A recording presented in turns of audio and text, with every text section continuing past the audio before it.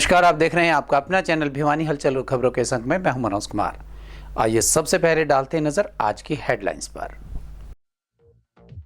BEO ने किया घुसकानी school का निरीक्षण।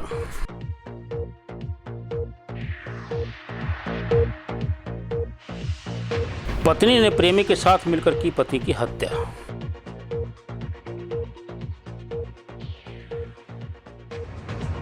ईपीएफओ परीक्षा में अपर्णा गिल को मिला द्वितीय रैंक।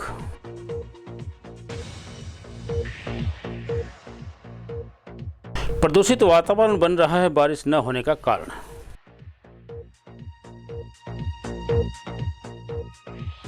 कांवड़ सेवा शिविर आयोजकों को पुलिस ने दिए आवश्यक निर्देश।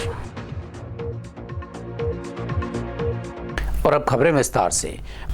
भिवानी के खंड शिक्षा अधिकारी शिव कुमार तंवर ने गांव घुसकानी स्थित शहीद कैप्टन ओपी दलाल राजकीय उच्च विद्यालय का निरीक्षण किया। इस दौरान बीईओ ने विद्यालय के हाजिरी रजिस्टर चेक करने के अलावा कक्षाओं का भी निरीक्षण किया तथा बारीकी से जांच की।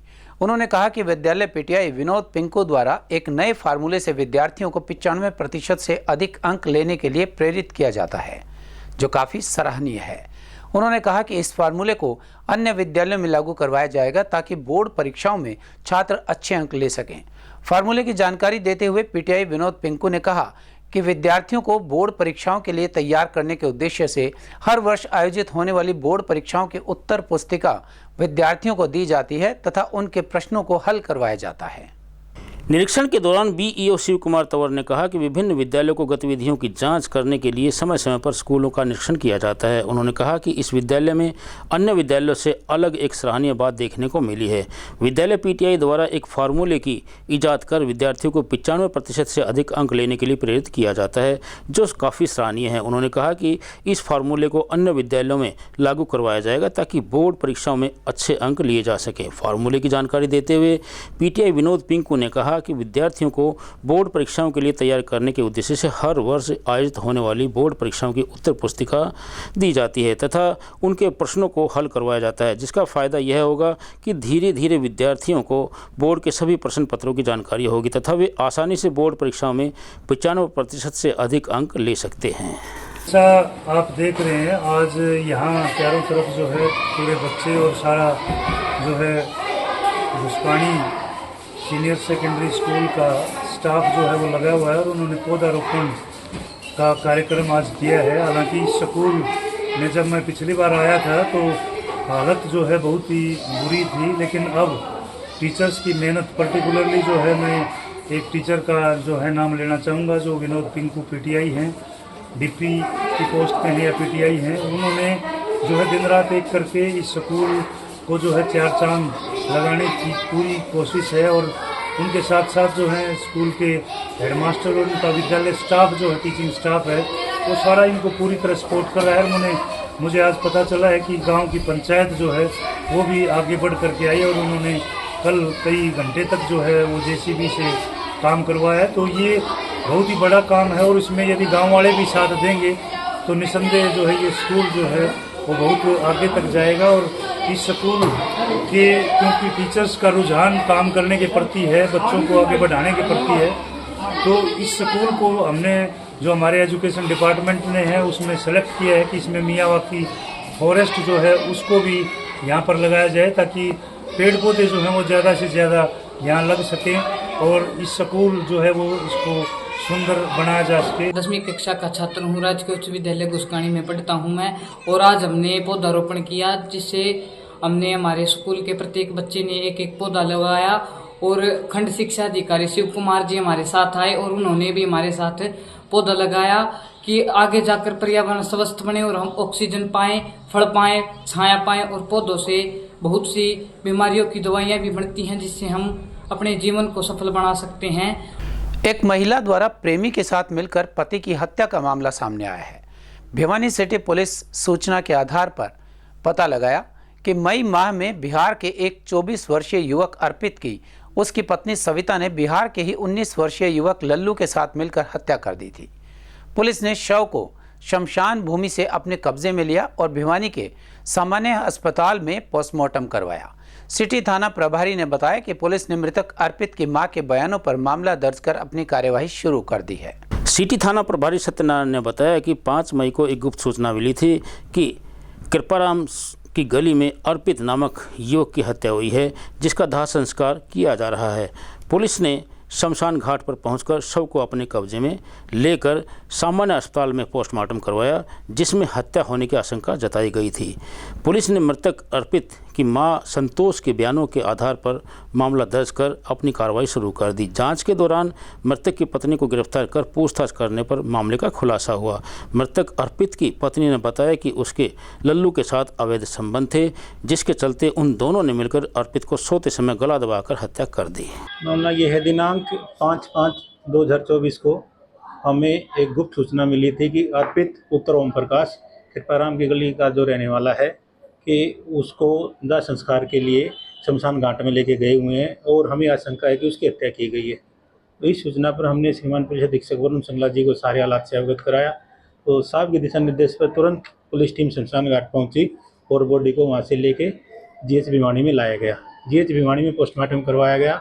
पोस्टमार्टम करवाने के बाद डॉक्टर साहब ने बताया कि पूरी संभावना है कि इस युवक की हत्या की गई है, जिसके आधार पर हमने मृतक अर्पित की मां संतोष देवी से शिकायत ली और उसके आधार पर हमने FIR number 202 under section 302/34 IPC में दर्ज की। उसके बाद इनकी कॉल डिटेल वगैरह हमने एनालाइज की। तो कॉल डिटेल एनालाइज की तो उसमें पाया गया कि इसकी जो पत्नी है सविता, उसके एक युवक लालू कुमार के साथ अवैध संबंध थे और प्रेम प्रसंग में दोनों ने मिलकर उसकी हत्या की है। सविता की 7/5/2023 को डिलीवरी हुई थी। डॉक्टर साहब द्वारा उसको 42 डेज का रेस्ट दिया गया था।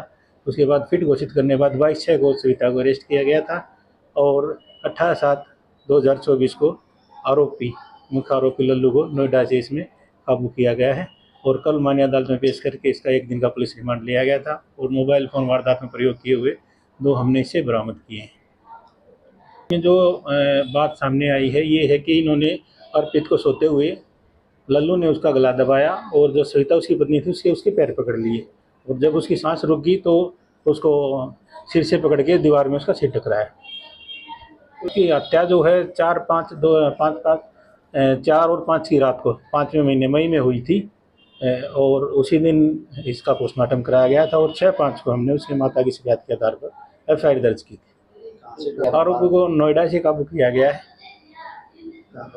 बिहार का रहने वाला है और लड़की जो थी वो भी बिहार की रहने वाली थी, जिसकी जो अर्पित से शादीशुदा थी। तो शादी के बाद का प्रेम प्रसंग करीब 1.5 साल पुराना प्रेम प्रसंग है और पिछले 5-6 महीने से जो सविता थी वो किराए के मकान में फरीदाबाद भी उसके पास रह रही थी, जिसके हमने साक्ष्य अपने पास जुटाए हैं। काफ़ी ऐसे प्रूफ आए हैं हमारे जो ये साबित करेंगे मान्य अदालत में कि इन दोनों के अवैध संबंध थे और इसी के आधार पर इन्होंने मृतक अर्पित की हत्या को अंजाम दिया है। संघ लोक सेवा आयोग द्वारा कर्मचारी भविष्य निधि संगठन के लिए आयोजित की गई परीक्षा में असिस्टेंट कमिश्नर का द्वितीय रैंक भिवानी की अर्पणा गिल को मिला है। विद्यानगर निवासी अर्पणा गिल के परिजनों को बधाई देने वालों का तांता लगा हुआ है। अर्पणा ने बताया कि इससे पूर्व वे UPSC के IAS का इंटरव्यू देने के अलावा 2 बार SCS मेन भी क्लियर कर चुकी हैं। इसके अलावा असिस्टेंट कमांडेंट की परीक्षा भी पास कर चुकी हैं, परंतु फिजिकल में रहने के कारण वे इस पद पर नहीं जा पाई। उन्होंने बताया कि कड़ी मेहनत व सेल्फ स्टडी के माध्यम से कोई भी विद्यार्थी निरंतर 8 से 10 घंटे पढ़ाई करके इन परीक्षाओं को पास कर सकता है। इसके लिए निरंतर स्वाध्याय की जरूरत रहती है। UPSC द्वारा आयोजित की गई परीक्षा में कुल 159 पदों पर चयनित EPFO के असिस्टेंट कमिश्नर का द्वितीय रैंक अर्पणा गिल ने प्राप्त किया। अर्पणा गिल मूल रूप से बारडा हल्के के डालावास गांव की रहने वाली है। इसी के साथ अर्पणा ने बताया कि उनकी सफलता के पीछे उनके माता पिता व उनके परिजनों का बड़ा सहयोग रहा, जिसके चलते वे स्व अध्याय की राह पर चलते हुए इस परीक्षा में सफल हो पाए। उन्होंने बताया कि इससे पूर्व वे UPSC के IAS का इंटरव्यू देने के अलावा 2 बार SCS मेन भी क्लियर कर चुकी है। उन्होंने बताया कि 2017 से निरंतर सिविल सर्विस की तैयारी वो कर रही है। उन्होंने बताया कि UPSC द्वारा आयोजित EPFO के सहायक भविष्य निधि आयुक्त के पद पर द्वितीय रैंक पाने के बाद वे UPSC के लिए IAS के लिए परीक्षा की तैयारी करती रहेगी। तैयारी मैंने सिविल सर्विसेज की शुरू की थी, तब से लेके अब तक वही जर्नी चल रही थी। उसमें काफ़ी अप डाउन देखे तो मैंने 2021 में सिविल सर्विसेज का इंटरव्यू भी दिया था कुछ मार्क्स से मैं फाइनल लिस्ट से रह गई थी। उसके अलावा मैंने HCS के 2 मेंस दिए हैं, 4 प्री दिए हैं। CAPF में मैंने 2 बार रिटन क्लियर किया है, उसमें फ़िज़िकल में मैं क्लियर नहीं कर पाई थी। फाइनली ये EPFO का मैंने एग्ज़ाम दिया था, APFC जो UPSC ही कंडक्ट करवाता है। ये मेरे प्लान में नहीं था, पर वही है, जो होना होता है वो होता है। तो ये हुआ, और मेरे माँ बाप के आशीर्वाद की वजह से और सब लोग जो यहाँ खड़े हैं उनकी इच्छाओं की वजह से मुझे ऑल इंडिया रैंक 2nd मिली। तो काफ़ी खुशी है। हाँ, कुछ गम भी हैं कि जिन लोगों को साथ में होना चाहिए था, आज मैंने इस पूरी जर्नी में, आज वो नहीं हैं देखने के लिए, पर वो कहीं से देख रहे होंगे और वो खुश होंगे। तो यही मेरी जर्नी रही है। लगभग आप तो EPFO का जो APFC का एग्ज़ाम मैंने क्लियर किया है, उसके अंदर 2 स्टेजेस होती हैं। पहली जो स्टेज होती है वो मल्टीपल क्वेश्चन बेस्ड होती है, डिस्क्रिप्टिव टेस्ट होता है। उसके अलावा जो सेकंड स्टेज होती है वो इंटरव्यू होती है। बल्कि अगर UPSC का CSE देखें तो उसमें 3 स्टेज प्रोसेस होता है, प्रीलिम्स, मेंस और इंटरव्यू। तो ये इस मामले में डिफरेंस है। वहाँ पर सिर्फ ये है कि EPFO के अंदर कुछ, ये जो अभी APFC की मैंने दी है, ये 5-6 साल के बाद ये वैकेंसी निकली हैं, तो ये बहुत लिमिटेड टाइम में निकलती हैं। तो इसके लिए आप एक स्पेसिफिकली प्लान नहीं कर सकते, पर तैयारी वही है जो CSE के लिए मैंने की थी। इसके लिए मैंने अलग से सिर्फ अकाउंटिंग्स, लेबर लॉज, ये सब प्रिपेयर किया था।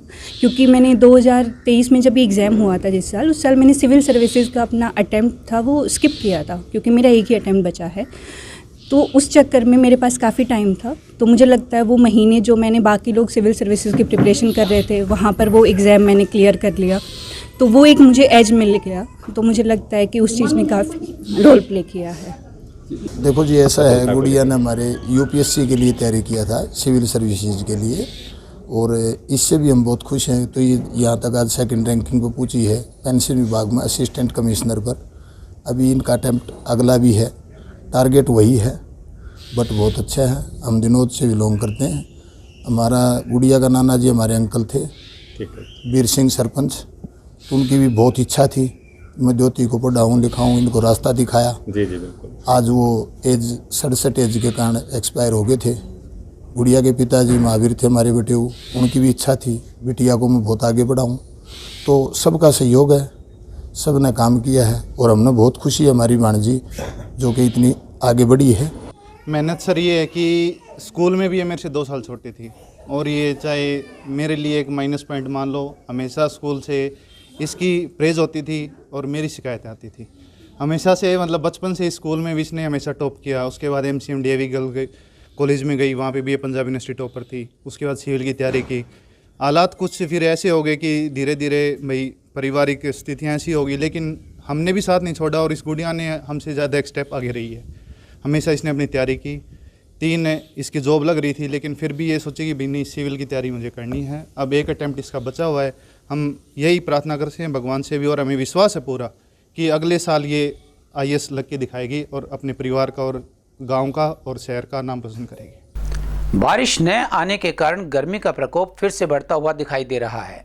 मानसून ने जून के आखिर में दस्तक दी थी, लेकिन 15 से 20 दिन बीत जाने के बाद भी क्षेत्र में अच्छी बारिश देखने को नहीं मिली। कई क्षेत्रों में तो बारिश न के बराबर हुई, वहीं कुछ क्षेत्रों में 2 या 3 बार सिर्फ 30 से 40 mm तक बारिश हुई। मौसम विभाग के वैज्ञानिक डॉक्टर देवीलाल ने बताया कि आने वाली 22 से 25 जुलाई को कई क्षेत्रों में बारिश होने की संभावना है। उन्होंने यह भी बताया कि खराब जलवायु के चलते समय पर बारिश नहीं हो पा रही है। समय पर बारिश न होने के कारण आमदन के साथ साथ किसान, व्यापारी व छोटे कामगार परेशान हो रहे हैं। मौसम विभाग से डॉक्टर देवीलाल ने बताया कि मानसून के आगमन के बावजूद बारिश कम हो रही है। बीते दिनों हुई बारिश भी 15 से 20 mm तक ही हुई, जो कई क्षेत्रों में तो ना के बराबर हुई थी। वहीं अधिकतम तापमान भी 35 डिग्री सेल्सियस तथा न्यूनतम तापमान लगभग 29 डिग्री सेल्सियस तक है। आने वाले 22 से 25 जुलाई को कई क्षेत्रों में बारिश होने की संभावना है। उन्होंने यह बताया कि समय पर बारिश न होने का कारण खराब जलवायु है। अभी जो पिछले दिनों में 1-2 दिन पहले बरसात हुई है, लेकिन ये बरसात जो है बहुत ही सीमित क्षेत्र में है। जैसे भिवानी की बात करें तो भिवानी शहर में हुई है, कुछ हिस्सा जो है बिल्कुल बूंदाबांदी होके मतलब रह गई। तो ये अभी आने वाला जो समय है, यानी कल से लेकर के आगे 25 तारीख तक बारिश की संभावना, हल्की से मध्यम बारिश की संभावना बनी हुई है। और ख़ास तौर से 22 और 24 तारीख को ज़्यादातर क्षेत्रों में हल्की से मध्यम बारिश होने की संभावना है। तो अभी आने वाले समय में मानसून की गतिविधियां बढ़ने से बारिश की संभावना बन रही है। और अभी जो अधिकतम और न्यूनतम तापमान की बात करें तो अधिकतम तापमान में भी गिरावट आई है। अधिकतम तापमान जो है वो 35.9 डिग्री सेल्सियस से जो कल का रिकॉर्ड किया गया है, और जो न्यूनतम तापमान है वो 29 डिग्री के आसपास है। तो किसान भाइयों से यही आग्रह है कि अभी जो आने वाले 2-3 दिन हैं इनमें बरसात जो है वो होने की संभावना बन रही है। कावड़ मेले के दौरान प्रबंधन योजना एवं तैयारी को लेकर तोशाम थाना परिसर में सुरक्षा इंचार्ज नरेंद्र कुमार तथा थाना प्रभारी शिव कुमार ने कावड़ शिविर आयोजकों की बैठक ली। उन्होंने शिविर आयोजकों से कहा कि शिविर के दौरान अपने गांव व क्षेत्र के अपराधियों व सामाजिक तत्वों पर विशेष निगरानी रखी जाए जो शांतिपूर्ण स्थिति को बिगाड़ सकते हैं। उन्होंने कहा कि इस दौरान किसी भी अपराधी या असामाजिक तत्व से निपटने के लिए तुरंत पुलिस को सूचित करें। सुरक्षा इंचार्ज नरेंद्र कुमार तथा थाना प्रभारी शिव कुमार ने उपस्थित शिविर आयोजकों से कहा कि शिविर के दौरान अपने गांव व क्षेत्र के अपराधियों व सामाजिक तत्वों पर विशेष निगरानी रखी जाए जो कि कावड़ियों के झुंड में दुष्प्रचार करके कानून व्यवस्था को बिगाड़ सकते हैं। यदि ऐसा कुछ प्रतीत होता है तो तुरंत पुलिस प्रशासन को सूचित करें। उन्होंने कहा कि शिविरों में CCTV कैमरा द्वारा निगरानी रखी जाए तथा कावड़ सेवा शिविर मुख्य सड़क से कम 20 फीट की दूरी पर लगाए जाएं। शिविर संचालक द्वारा प्रत्येक शिविर में एक रजिस्टर रखा जाए जिसमें शिविर में आने वाले प्रत्येक कावड़िए की जानकारी दर्ज की जाए। शिविर में संबंधित DSP, प्रबंधक थाना, चौकी इंचार्ज व डायल 112 के नंबर के पॉम्पलेट पर लिखकर लगाए जाएं। जैसा कि आप सभी अवगत है कि 2 तारीख को हमारी महाशिवरात्रि है। उस संबंध में काफ़ी कावड़ जो यात्रा प्रस्तावित है, जिस संबंध में काफ़ी लोग हर गाँव से कावड़ कुछ पैदल जाते हैं और कुछ कावड़ जाते हैं, और उनके लिए लोग अलग अलग जगह पर अपने शिविर लगाते हैं। तो इस संबंध में आज शिविर जो लगा रहे हैं उन सबकी साथ मीटिंग करेगी भी, उनको अपने जो पुलिस से हिदायतें हैं वो बताएगी, और उनकी जो कोई परेशानी आती है शिविर लगाने के दौरान, कोई ऐसा सामाजिक तत्व या कोई इस तरह की कोई अड़चन आती है तो उनसे उनकी जानकारी लेगी ताकि एक अच्छी सद्भावना से ये अपनी कावड़ यात्रा पूरी की जा सके। और अब एक खबर चलते चलते, WHO और यूनिसेफ ने एक रिपोर्ट जारी की है जो चौंकाने वाली तो है ही, साथ ही चिंताजनक भी है, क्योंकि यह रिपोर्ट देश के भावी कर्णधारों से जुड़ी है। रिपोर्ट के मुताबिक भारत में साल 2023 में 16 लाख से ज़्यादा बच्चों को किसी भी प्रकार की वैक्सीन नहीं लगी पाई। बताना होगा कि शिशु अवस्था से लेकर 10 से 12 साल की उम्र के बच्चों को कई तरह की वैक्सीन लगाई जाती है, जिससे न केवल बच्चे का शारीरिक विकास हो सके बल्कि आगे चलकर उन्हें स्वास्थ्य संबंधित समस्याओं का जोखिम कम से कम हो। वैक्सीन लगवाना बच्चों की सेहत के लिए बहुत फायदेमंद साबित होता है। हाल ही में विश्व स्वास्थ्य संगठन और संयुक्त राष्ट्र बाल कोष ने एक रिपोर्ट जारी की है जिसके मुताबिक भारत में साल 2023 में 16 लाख से ज़्यादा बच्चों को किसी भी प्रकार की वैक्सीन नहीं लगी। जारी किए गए आंकड़ों में वाकई चौंका देने वाली बात है कि भारत में साल 2023 में एक बड़ी आबादी टीकाकरण से वंचित रह गई। नाइजीरिया में यह आंकड़ा 2.1 मिलियन का है, जबकि भारत को इस सूची में रखा गया है।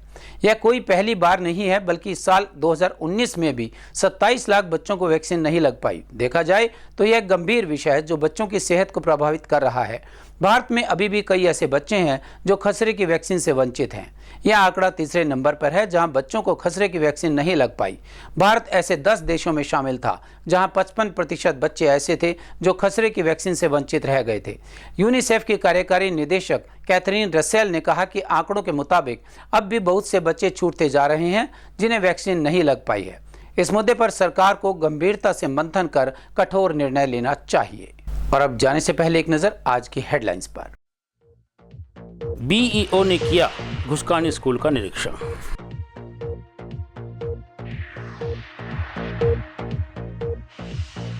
पत्नी ने प्रेमी के साथ मिलकर की पति की हत्या।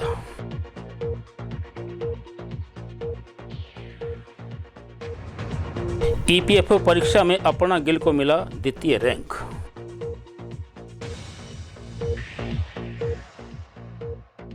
प्रदूषित वातावरण बन रहा है बारिश न होने का कारण।